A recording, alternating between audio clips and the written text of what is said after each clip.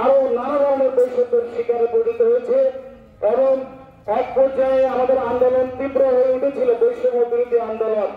এবং সেখানে অতীতের সরকার মহাশয় আমাদেরকে কথা দিয়েছিল যে এই সমস্ত সমস্যা নিরসন করা হবে।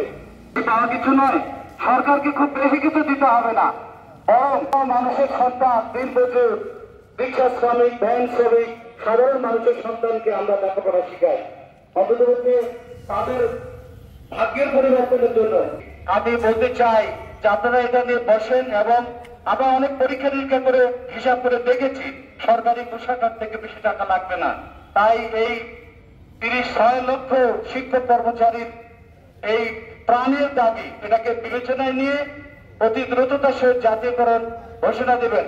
সরকারি এবং বেসরকারি এই সমস্ত বৈষম্য দূরীকরণ হোক, এবং আমরা আশা করব যে এই দূরীকরণ হলেই আমাদের তৃণমূল পর্যন্ত আমাদের সমস্ত শিক্ষার্থীরা, সাধারণ শিক্ষার্থীরা ভালো শিক্ষা পাবে।